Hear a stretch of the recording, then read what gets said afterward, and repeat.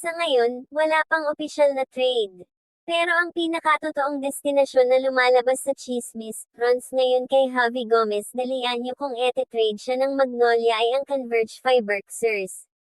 Bakit sa Converge? Ayon sa mga PBA trade rumor blogs nitong mga nakaraang buwan, Converge Fiberxers ang nag-e-explore ng move para kunin si Javi.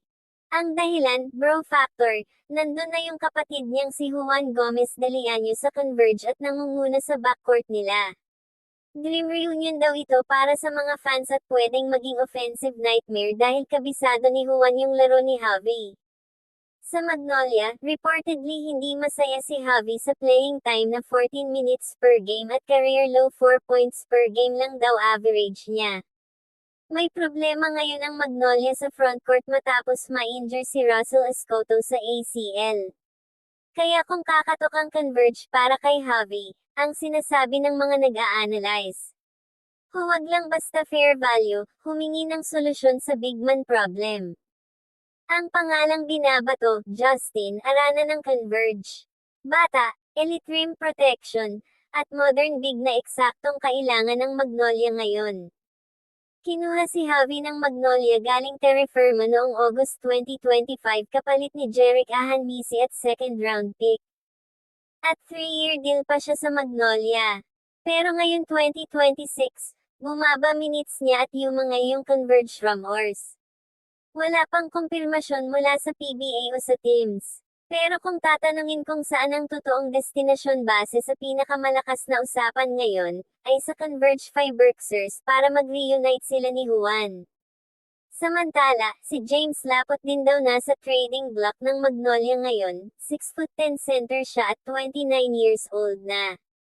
Pero wala pang opisyal na trade. Base sa mga PBA rumor blogs nitong mga nakaraang buwan, eto yung mga team na binabato na potensyal na destinasyon niya. Number 1. Titan Ultra Giant Risers, ito yung pinakamalakas na chismis ngayon. Dahil gusto kunin ng Magnolia si Joshua Munzon ng Titan. Ang package deal na hinihingi ng Titan ay si James Lapot at Yukian Andrade plus future first round pick kapalit ni Munzon. Bakit fit si Lapot sa Titan? Wala silang 6'10" na true center. Sabi sa rumor, stagnant daw rotation ni Lapot sa Magnolia under coach L.A. Tenorio.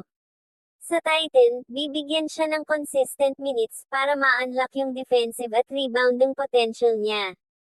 Number 2, Rain or Shine Elasto Painters. Matagal nang may chismis na desperate sa size ang Rose at si Lapot ang ideal target nila.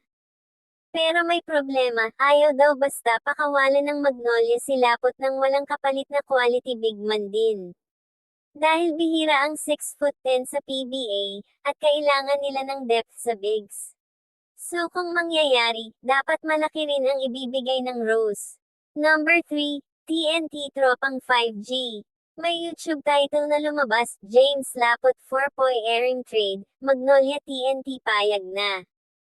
Palitan ng sentro. Maganda sana para sa Magnolia kasi veteran na si Erim at may experience sa playoffs. Pero hindi ito verified ng mga legit sources. Bakit siya i-trade ng Magnolia? Dahil sobrang sikip na sa frontcourt. Meron na silang Ian Sangalang, Zav Lucero, at Clifford Hopia na kakakuha pa lang nila ng bigs, 14 to 18 minutes lang average nilapot nung 2023 hanggang 2024. Kailangan ng Magnolia ng shooters, dead last sila sa 3-pointers made. Kaya mas gusto nila kapalit na perimeter players kaysa isa pang big. Ginagamit si Lapot para makakuha ng star wing like Munzon. Wala pang kumpirmasyon galing sa Magnolia o PBA. Lahat ng yan insider chatter pa lang. At mahihirapan din ang Magnolia magpakawala ng Lapot nang hindi kumuha ng kapalit na big kasi rare ang size. Sa pinaka-realistic ngayon, ang Titan kailangan nila ng anchor sa paint at may leverage sila kay Munzon. Ikaw, saan mo gusto mapunta sina Javi at Lapot? Anong team?